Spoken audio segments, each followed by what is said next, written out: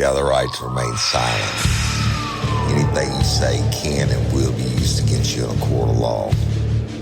You have a right to an attorney prior to or during any question. If you can't afford one, the court will appoint one for you. Do you understand your rights?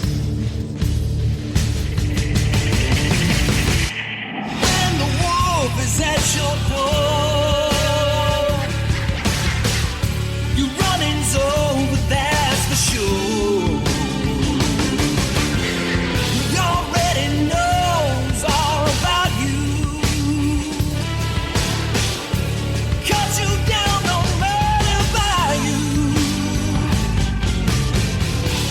Now you better walk the line. Real life,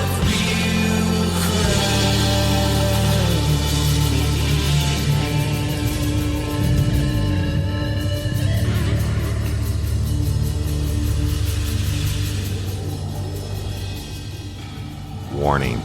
This episode of Real Life, Real Crime, the podcast, may contain descriptions of acts of violence or that of a sexual nature and should be for people that are 18 years or older. Heed my warning, people. I do not get the facts of these cases off of the internet or from some television show.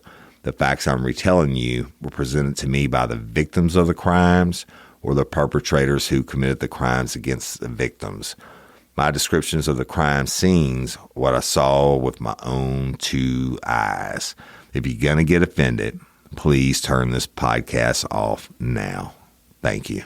Hello, everybody, and welcome to this episode of Real Life, Real Crime, the podcast. As always, I'm your host, Woody Overton. Continuing Scorched, y'all, and by now, you know of all the changes to Real Life, Real Crime, and Scorched, not only the State versus Peterson, Scorched is going to be a part of, you'll be getting at least one episode of Scorched a week on different cases from now on. And I'm going to take one of these cases that y'all been sending me for years, not the hashtag Justice for cases where we try to help families out. That's also going to be a huge part of the new platform of Real Life, Real Crime, but you're going to be getting Scorched also, and also you're going to be getting the old school Real Life, Real Crime originals, right? And also you're going to be getting 3 drops a week of my new show, True Crime Time, all right, where it's going to be my hostess with the mostest, Cindy Overton, and me telling you the most shocking and true crime stories that have been happening from around the world. And we're going to have a lot of segments, different segments that we'll do.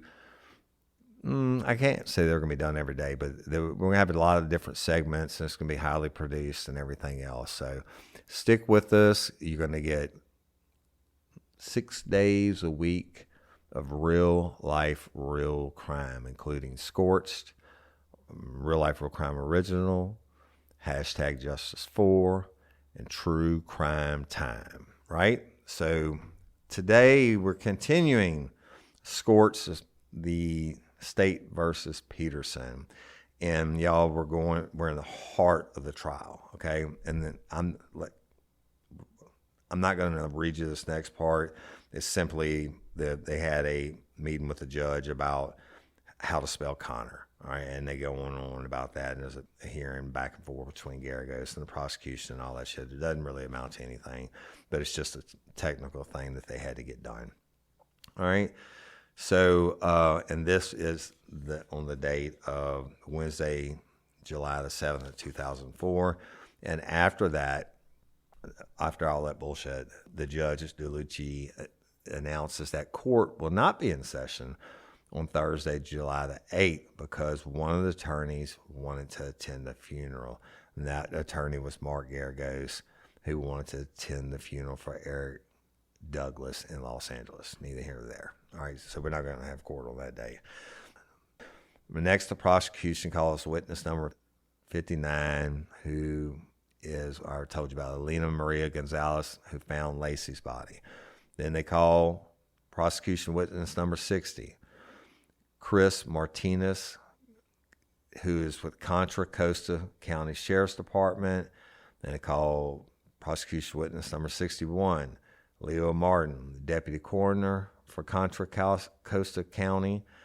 And y'all, they're just simply testifying about finding Lacey's body and what they did. Prosecution witness number 63, Sylvester Goosby, Goosby, who was a Berkeley Marina employee. And then prosecution witness number 64, Gary Friedman, who is a Marina Sports Center employee.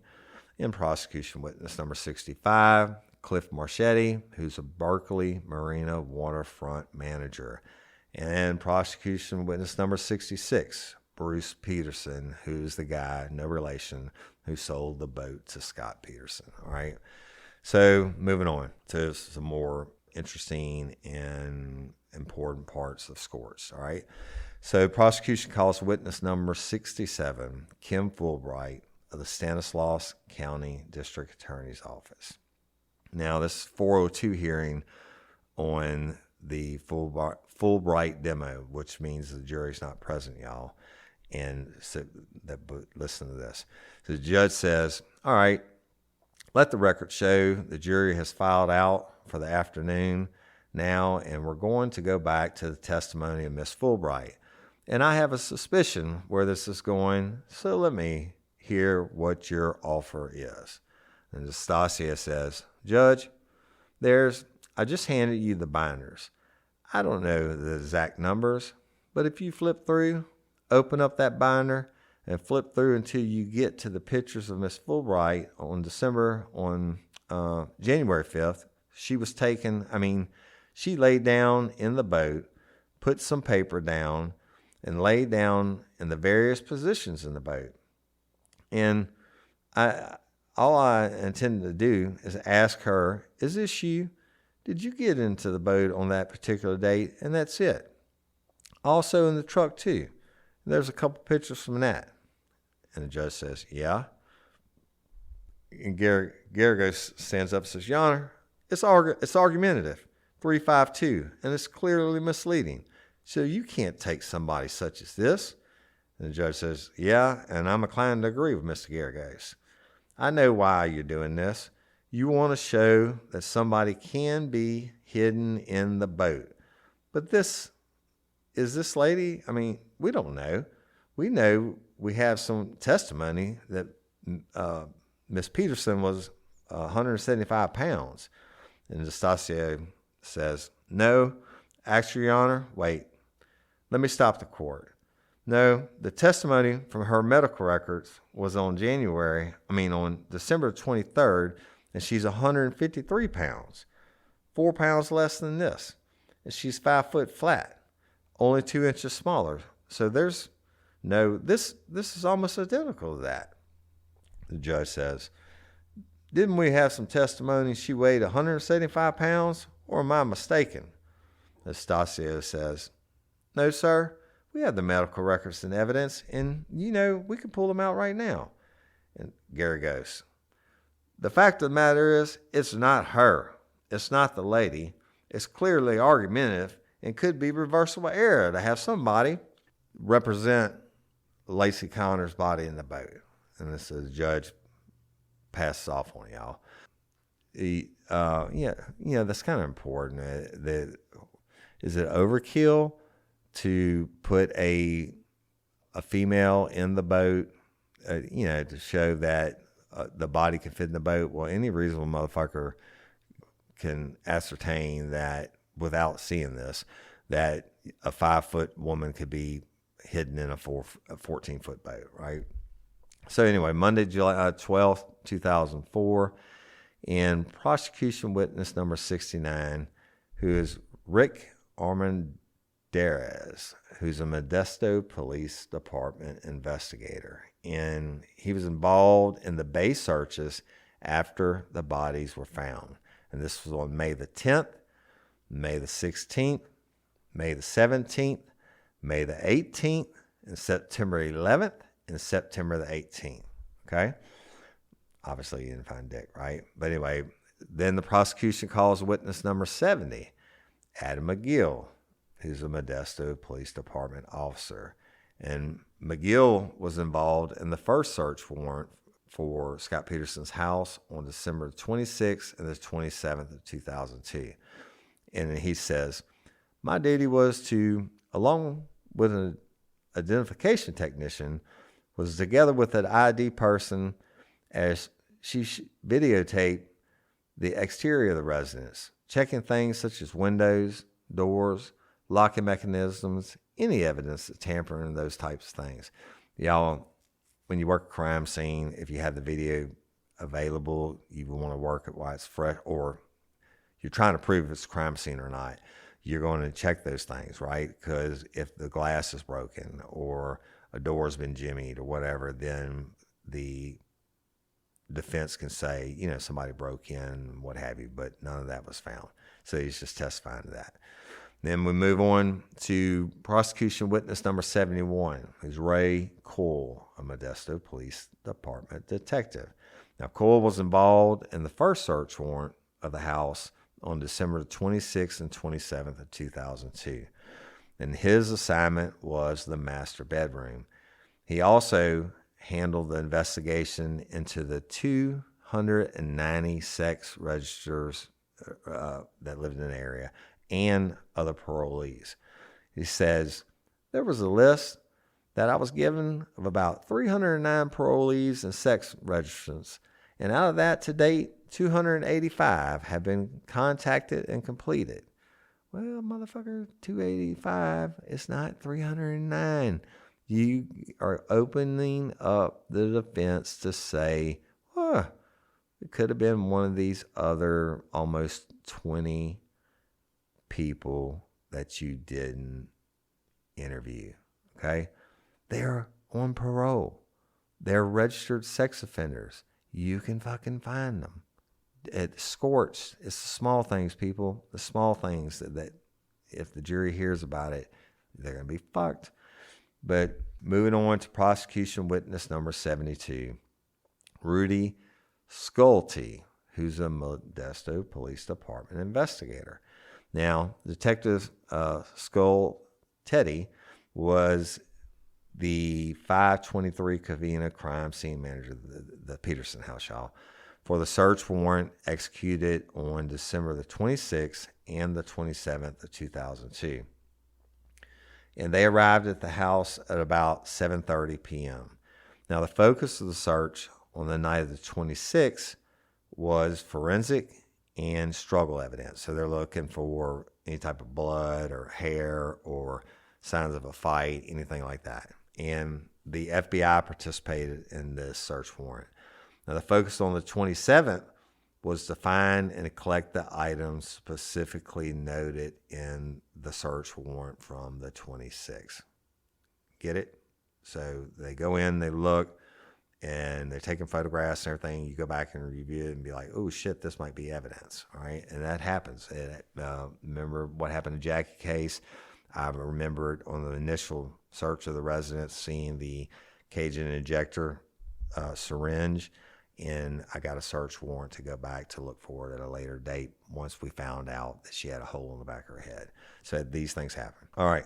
Then the prosecution calls witness number 73, Doug Lavelle, who's the Modesto Police Department ID technician. And it's neither here nor there. I mean, and then they call prosecution witness number 74, Kim Castro, who's a Modesto Police Department officer. And they call prosecution witness number 75, Henry Dodge Hendy, who's a Modesto Police Department detective. And y'all, all they do is they bring in this long list of evidence. And I'm reading to you, but not all the exhibit numbers. But it's exhibit 115A through at least, it's like 115A, B, C, 16A, B, C, D, E, F, 17, 18, and 119 A, B, and C. I'm not going to read them all to you, but I'll read some. There was a photo of the nursery and the crib and the dresser, a photo of a dresser and a wicker basket, a photo of the top of the dresser with a sonogram picture, photo of the truck back, storage box, chicken wire and a claw hammer, photos, stains of stains on the door with measurements, and a diagram of the aerial view of the truck with measurements, a diagram of measurements of the legend of the truck without the toolbox, a diagram of the truck, a diagram of the location of the suspected blood samples taken from the truck, evidence bag and contents containing concrete from the truck, DVD of search warrant at the warehouse, and a photo of the front of the warehouse, and a photo computer desk and computers, papers, etc., and a big bag and a receipt. Okay, so it just goes on and on and on, and I'm not going to do it for y'all. This like it goes all the way through Exhibit 130. All right, document printed off the internet with fishing locations, photo of the pliers with the hair, photo of 2 hairs in the box in an evidence envelope, just going on and on. Photo of the boat with fishing rods and pliers, and photos of the front section of the boat with a green bag, a diagram of the game fisher boat measurements, diagram of boat depth measurements, diagram with the trailer height measurements, diagram close, whatever the fuck. It just goes on and on. I'm going to try to pick out a couple that might be important. The dustpan and powder and a sledgehammer, I guess from the cement making anchors, and just on and on and on and on and on and on and on, right? Okay, so they get all this in the evidence. Now, we're on Wednesday, July 2004, 14th July 2004, and they have a motions hearing, okay? And the motion is to open a hearing on the defense motion for a mistrial and dismissal with prejudice and admissibility of TV interviews and exhibits introduced, especially the Exhibit 131A, which is the Diane Sawyer Good Morning tape, which was the full tape of the whole thing that was aired. Also, Exhibit 131B, which is a primetime live tape with Diane Sawyer, and then an Exhibit 131C, which was a redacted tape, and then there was a 131D, which is the transcript of one of the tapes. All right, so whatever, they have the motions in the hearing on it and judge decides. Now, moving on. Prosecution witness number 75. Henry Dodge Hindy, Modesto Police Department detective. I don't know how big Modesto is, but they sure have a lot of fucking detectives. So he says the Bay searches involved several agencies besides the Modesto Police Department, and it utilized divers and side scan sonars and a REMUS device. The searches discussed in most detail were after April the 14th, when Lacey was found at Point Isabel. And based on the expert opinion of the Modesto Police Department, developed a rectangular highest probability section of the bay and set out to literally map out that entire area. Now, many say that the sites where the bodies were found is the strongest evidence against Scott, but the testimony over 3 days certainly raises reasonable doubt that Lacey could have been in the bay for 4 months and not been detected. Now, the witnesses this week were very convincing that, there was a very thorough search and that it was completed. But they found no anchors, no body parts, or other evidence of Lacey at all. They didn't find it. And even though they're admitting they searched the shit out of it, okay? Now, the prosecution tried to steer the jury away from this by pointing out that the searches had poor visibility, like the bay's dirty.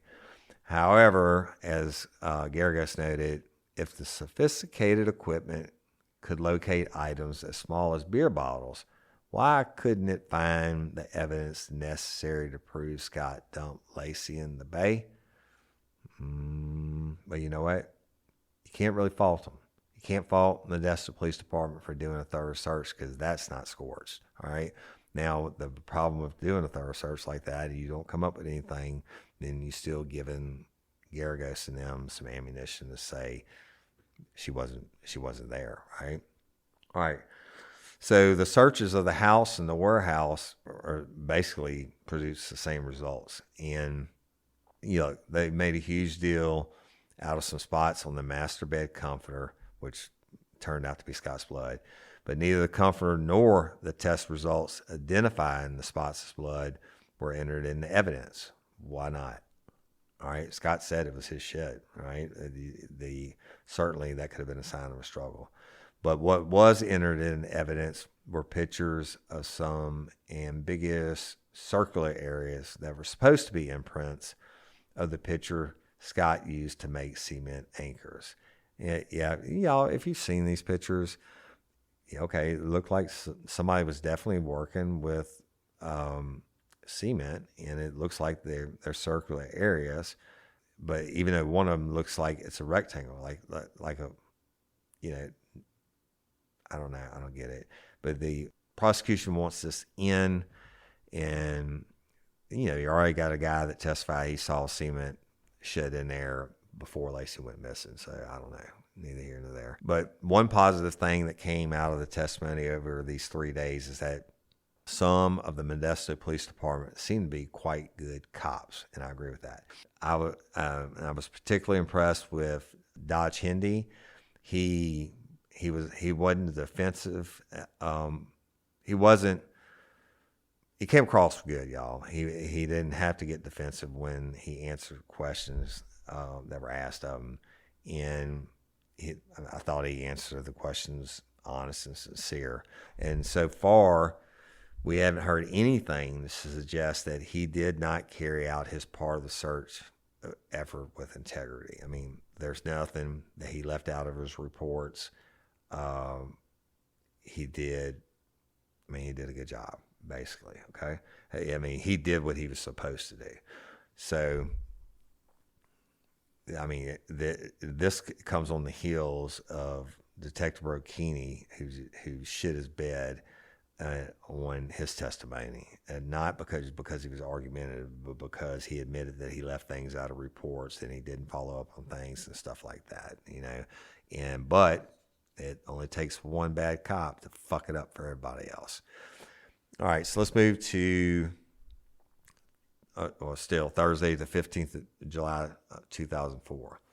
Now, this is when the prosecution has number 75, Henry Dodge Hindy, Modesto Police Department detective again.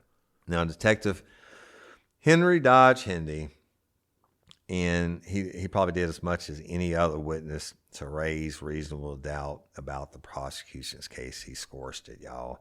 But he enjoys the praise and the respect of many of the public that were in attendance. And they say they only heard good comments about him, and that he is such an honest, sincere, dedicated, and confident, but not cocky and not defensive. And Hindy is the kind of cop you want all police officers to be like, right? Well, the damage to the prosecution case is just fucking done, okay? And Hindy testified to a meticulously thorough search of the bay in that high probability area they determined, y'all, using special dive teams and sophisticated sonar equipment and other equipment. And, great. That's your job. He did a great thorough search. And he used the best resources in the nation, the best dive teams, the sonar and everything else. But even though he did that, he didn't find dick, just like I just told you. No anchors were found, no body parts. And hey, ladies, are you feeling overwhelmed by hormonal changes?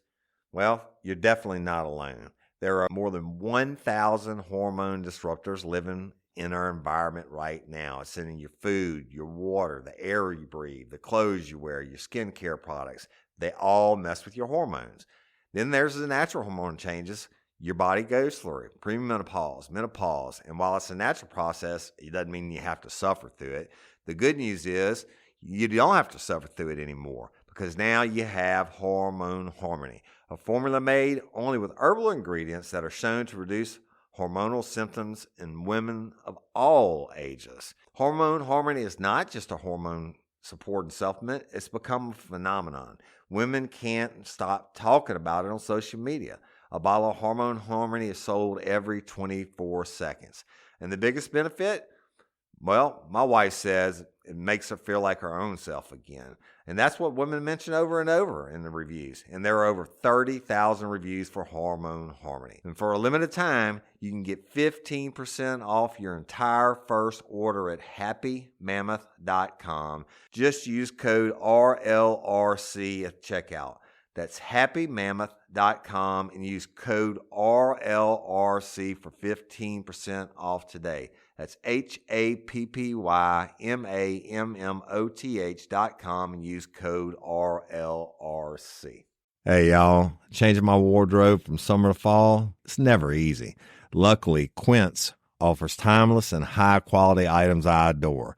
Ensure my wardrobe stays fresh and I don't blow my budget. And there's nothing easier than going to Quince and choosing these high-quality items, like cashmere sweaters from $50, pants for every occasion, washable silk tops, and so much more. The best part? All Quince items are priced 50 to 80% less than similar brands. By partnering directly with top factories, Quince cuts out the cost of the middleman and passes the savings on to us. And Quince only works with factories that use safe, ethical, and responsible manufacturing practices and premium fabrics and finishes, and I love that. I got the stainless steel Link Apple Watch band for $59.90. It's heavy duty, it's awesome, and it's like $100 less than I could find anywhere else. And I also got a 100% organic cotton fisherman quarter zip up sweater. The color is alabaster. Man, I can't wait to wear that this fall. And Cindy got the Mongolian cashmere boat neck sweater in heather gray. And I'm telling you, these are classic pieces at a fraction of the price. Make switching seasons a breeze with Quince's high-quality closet essentials. Go to quince.com/RLRC for free shipping on your order and 365-day returns. That's QUINCE.com/RLRC to get free shipping and 365-day returns. Quince.com/RLRC. You'll thank me later. Because you were so hardcore on you, this is the search area it should have been. I don't think you could do that. Why do that? You don't know what the currents are doing or if they got sharks or what's going on. I mean, certainly you got to search, but if I was the lead detective, I wouldn't have said, okay, we're just going to narrow it down to this area because it could have been anywhere. And that's exactly what the defense is going to say. And it's just hard to make a jury believe that the evidence was really there when you couldn't find it. So prosecution spends a huge amount of time establishing with Hindi that the anchor Scott had in his boat was made using the plastic picture on the trailer in the warehouse, y'all, including they showed the picture of the detective bikini putting the boat anchor into the picture, and it fit better than O.J. Simpson's glove. It fit perfectly. And with that establishes fact D, Harris had Hindi testify about the 5 circular void spots in the white powder on the trailer. All of this, y'all, is trying to get the jury to believe that Scott had made 4 anchors and that those 4 anchors were used to weigh Lacey down. Now, Garagos disabused the jury of any such idea. He showed how the anchor did not perfectly fit into the picture, and he demonstrated the finger width gap between the anchor and the picture. And he said the dimple on the inside, the bottom of the picture, that is noticeably missing from the bottom of the anchor. Okay, well, you know what, motherfucker, I get it. You're throwing shade on that one anchor, but what about the other ones that the prosecution says were made, or, and were never found. So that really doesn't work. But he's trying to throw shade. Geragos asked Hindi to verify that the experts confirmed that the anchor was not made in that picture. And he suggested that Hindi saw the circular rings because he believed that the boat anchor was made in that picture, or basically that he had confirmation by a shell that it was done. So Geragos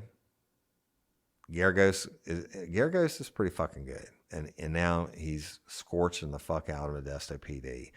And he does it again to the prosecution with another piece of evidence. In his direct examination of Hindi, Harris emphasized the 2 pair of black maternity stretch pants that were found in a bag in the nursery.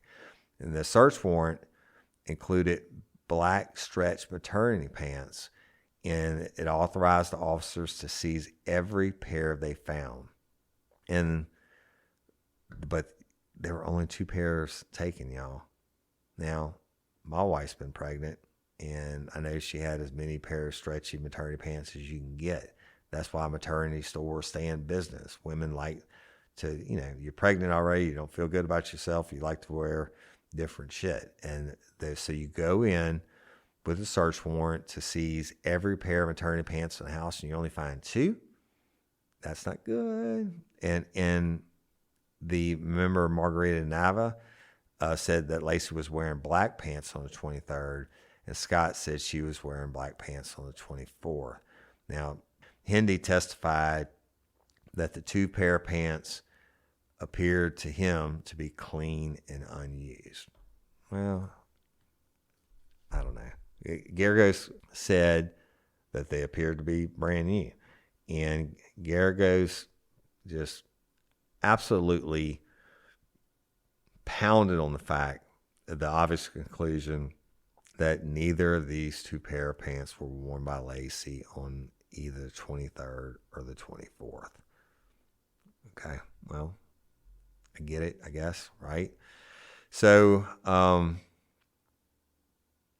back to what I was telling you all about the motions on the TV hearings and the transcripts and all that. The court reviewed all the original aired and redacted versions of the tapes, and the court and counsel they recommended some more redactions of things they thought weren't important or could sway the jury one way or other unfairly. All right. Moving on to Monday, the 19th of July, 2004. We're back with Hindi again, the Modesto Police Department detective. Now, on this day, Hindi finishes his testimony, and he said that he found out last October and November during the preliminary hearing that law enforcement experts said the anchor was not made in that picture. And in an effort to show that Hindi's actions were reasonable, the Harris asked again about the perfect fit. Didn't it still look like the anchor perfectly fit in the picture? Yeah. And was there any other container that the anchor would have been made in? No.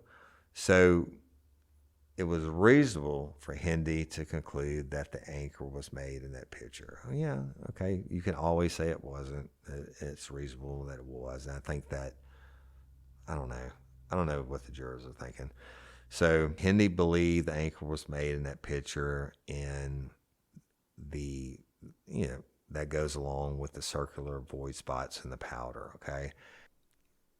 I think he did a good job of searching the bay, but he fucked up on limiting the search area to that specific area, right? Anyway, I don't know. All right, a couple of Scorched things, y'all.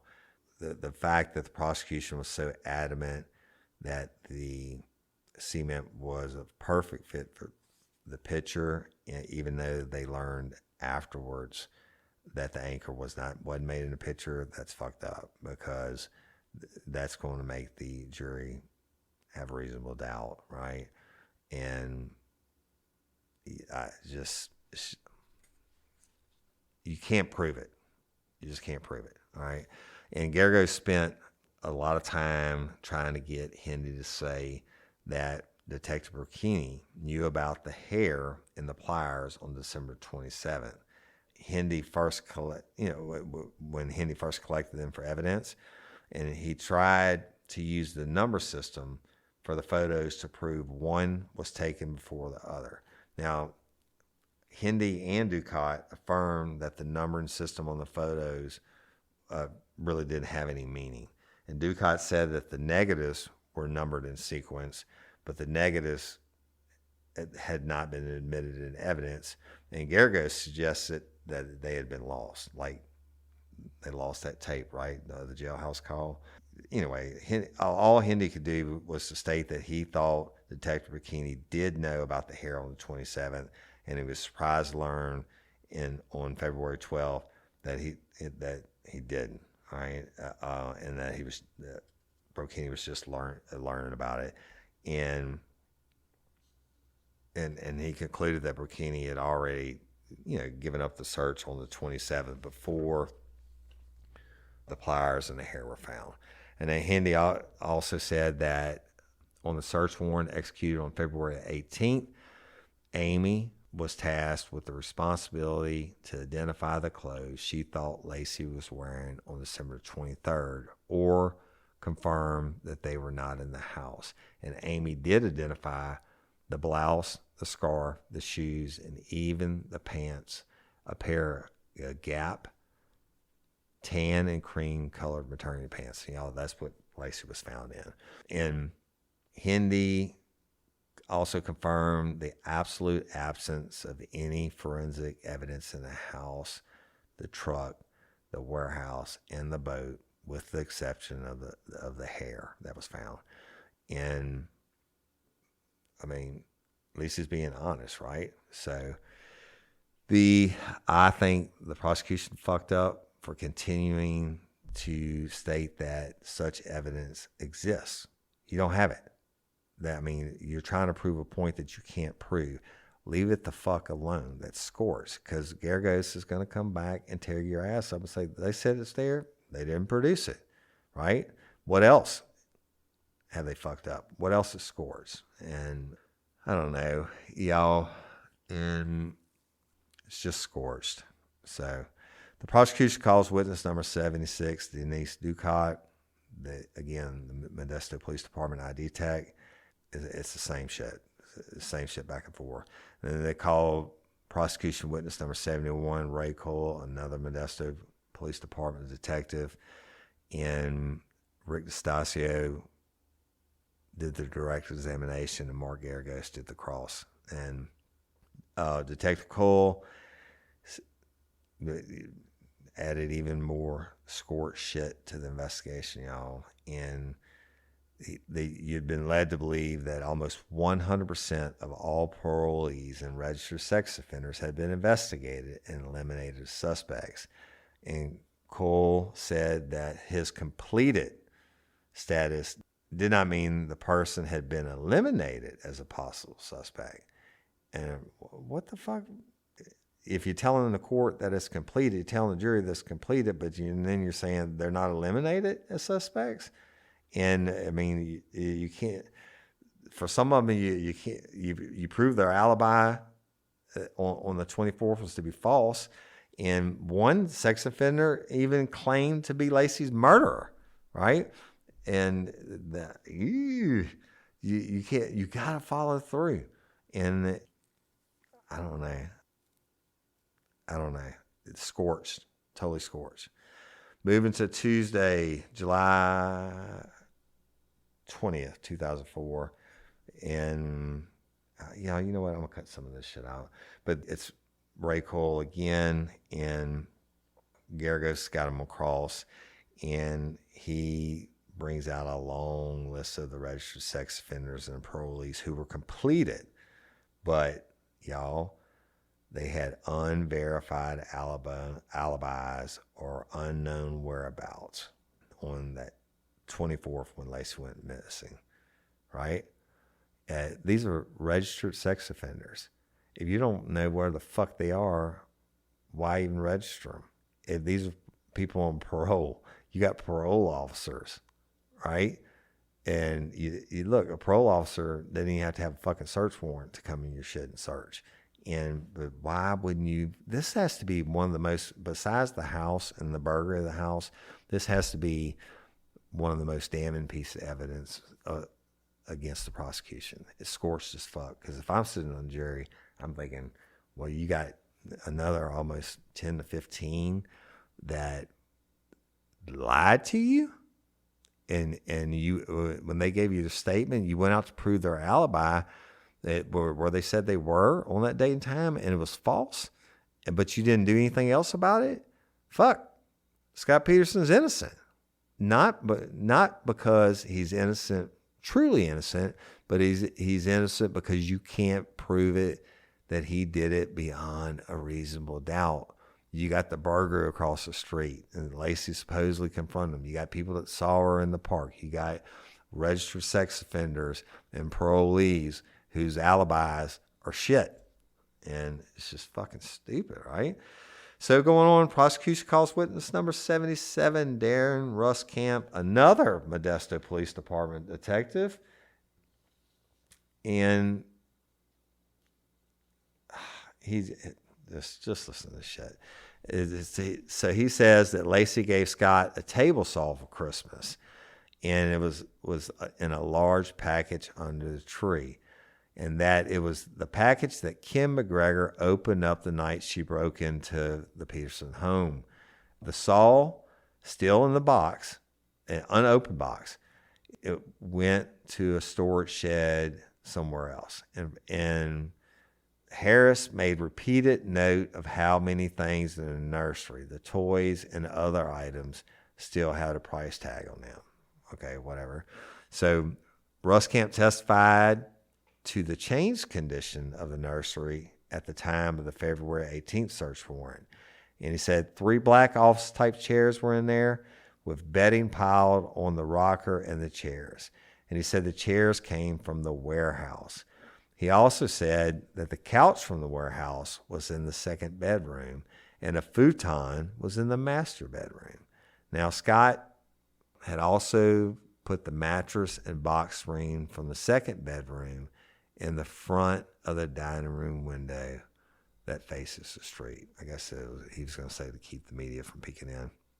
Now, Geragos suggests that the mattress and box spring were put there to keep the nosy media from looking into the house. And he showed a picture of the media presence during the search itself. And look, they were everywhere, y'all. The items from the warehouse were there. He said the items from the warehouse there because Scott had shut down the warehouse and had to move the items somewhere. And the larger items would not fit in the storage unit. All right. So Geragos is hounding on Ruskamp, and much of the time was spent discussing the camouflage jacket and how it was moved around during the search of the boat. He's made an issue of this with previous witnesses, but it is impossible at this point to know where he's leading up to. Y'all, I'm going to tell you where he's leading up to. He's leading up to anything that's out of the norm. Why would you move a jacket during a search? No, you want to photograph it, take it into evidence if necessary. You don't just move it to another part of the boat or wherever else and just say, it's not there. Scorched. So, all right, I'm going to do prosecution witness number 78, Richard House, who's a Modesto Police Department detective. Now, House is a detective who processed the vehicles, and he testified mostly about the Land Rover and the suspicious stains in it, which ultimately they didn't have any forensic value. So why are you doing it? I guess so Geragos and them can't say you didn't do it, right? So he also testified about the Phillips electric receipt, which showed a purchase on December 23rd, and which indicated that Lacey had gone to more than one store on that day.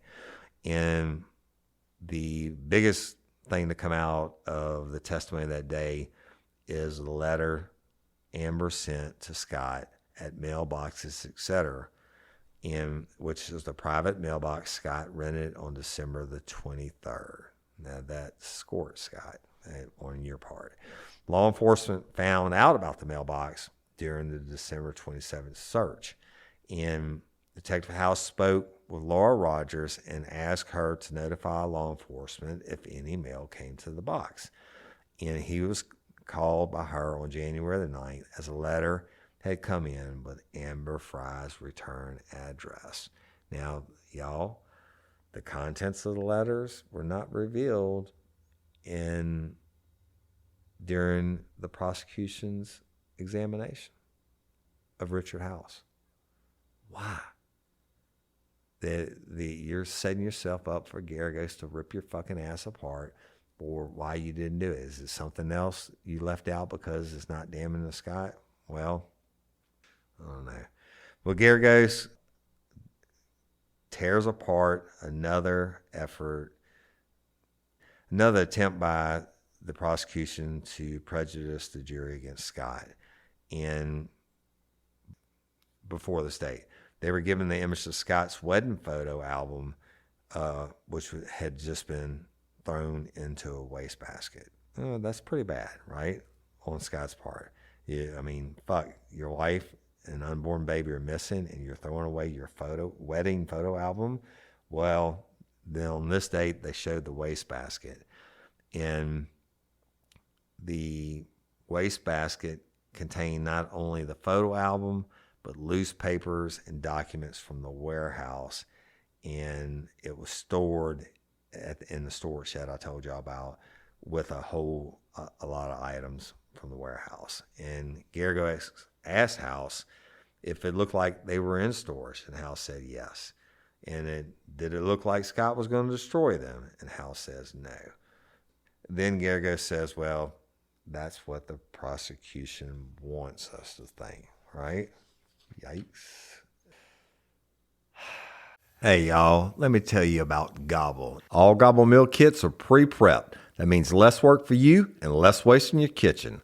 Their meal kits include everything you need so you can save time at the store or just skip that trip entirely. I got the box in and I had 3 different meals. I had a Kung Pao chicken, crispy fish tacos, and a beef bourguignon, however you say it. But let me tell you about the classic beef bourguignon. Look, it came with beef pot roast and a beef broth concentrate, red wine demi-glaze, cremini mushrooms, cipollone onions, mashed potatoes, baby carrots, and rosemary thyme butter. It was so easy to make. Literally like 15 minutes it took Cindy. And let me tell you something. All the dishes were fire, but this thing was like a taste explosion in my mouth. It's just unreal. We've got to spend more time together and more time doing the things we love because everything came in this one single box right to my door. So see what a difference Gobble will make for your household. Right now, they're offering my listeners a fantastic limited time deal. You get $120 off across 4 boxes plus free shipping and free cookies. And let me tell you, those cookies, I ate one that was sin baked and it was delicious. Go to gobble.com/reallife. That's GOBBLE.com/real-life for $120 off your first 4 boxes. This offer is not available on the home site, so don't miss out. This is genius. It's taste explosions in your mouth like you never had. Spark something uncommon this holiday with just the right gift from Uncommon Goods. The busy holiday season is here, and Uncommon Goods makes it less stressful with incredible hand-picked gifts for everyone on your list, all in one spot. Gifts that spark joy, wonder, delight, and that's exactly what I wanted feeling. Hey, y'all, I ordered a super cool piece. It's a candle with a sculpture of LSU's Tiger Stadium on top of it. And each officially licensed laser cut wooden replica features up to 4 layers of detail, creating a bird's eye view of a specific football field, seating section, and more. And every label includes your stadium's name, the team's logo, and school location. And it has a coconut, soy, vegan wax infused with sandalwood smell that creates tailgates and touchdowns scent profile, reminiscent of game day. It's invigorating like fresh cut grass and nostalgic like smoke from a pre-game grill, and calming like the crisp autumn air of a new semester on campus. Y'all, I love it. I have it at the base of my TV, and I'm ready to watch the Tigers play on Saturday night, right? Uncommon Goods. Look, when you shop at Uncommon Goods, you're supporting artists and small independent businesses. And many of their handcrafted products are made in small batches. So shop now before they sell out this holiday season. Uncommon Goods looks for products that are high quality, unique, and often handmade or made in the U.S. They have the most meaningful, out of the ordinary gifts anywhere. They even have gifts you can personalize.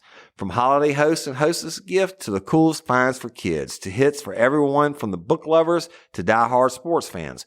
Uncommon Goods has something for everyone, not the same old selections you can just find anywhere. And with every purchase you make at Uncommon Goods, they give $1 to a nonprofit partner of your choice.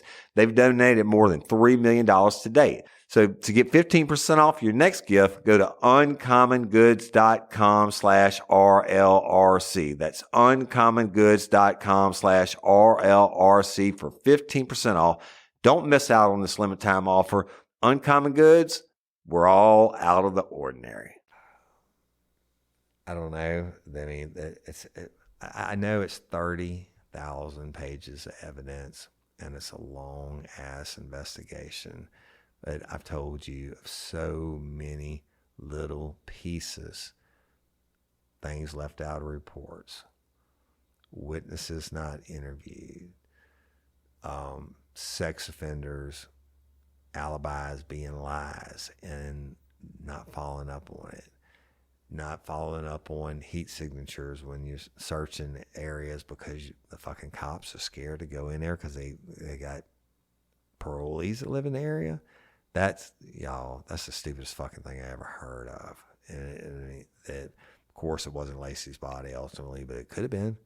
And now Gary Eston come back and say Lacey was there then because somebody else killed her, and then they threw her in the bay after the media coverage, right? Because Modesto Police Department fucked that up and said he was there on this day.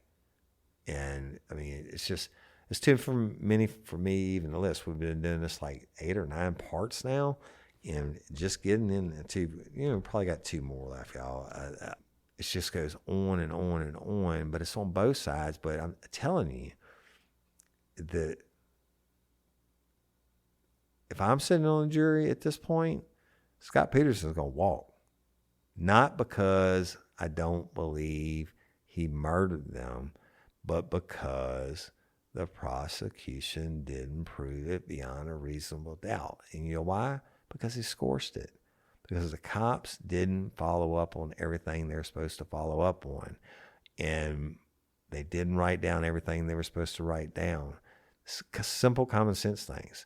The police department didn't. And the prosecution is making fucking promises. They're writing checks their ass, their ego's writing checks their ass can't cash, or the line from Top Gun.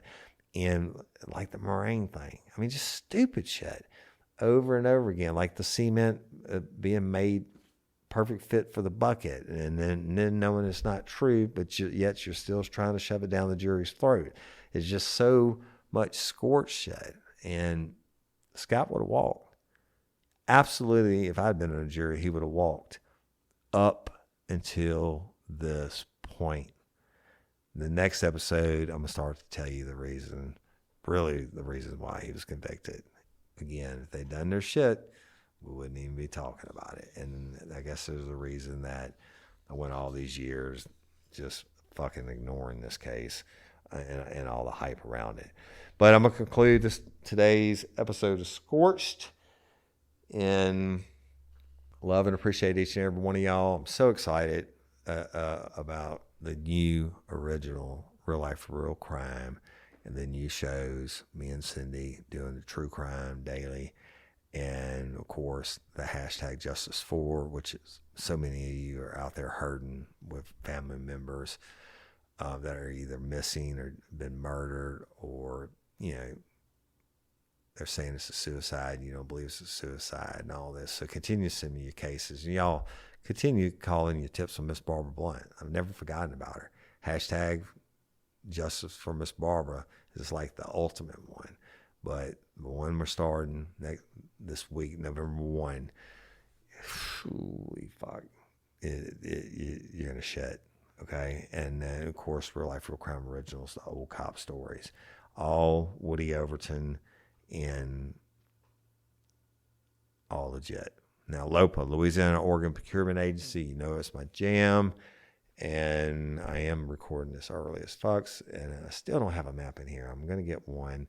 The LOPA is a nonprofit. They help families, and they save lives, and they help families every day through the process, and they need money, y'all. They're nonprofit, so they get all these donations and grants and stuff like that, and that's great. But if you could meet these people and know what they do, they're angels. But they couldn't do their job if they didn't have organ donors. And that's why I'm asking you to sign up as an organ donor. And you don't have to be a lifer from Louisiana. You could be a lifer from Richmond, Virginia. Go to lopa.org, take 2 minutes, fill out the questionnaire, and become a hero. All right? And I'm Woody Overton, your host of Real Life, Real Crime, the podcast. Until next time, or ever, don't let me catch you down on Murder Bayou. Peace.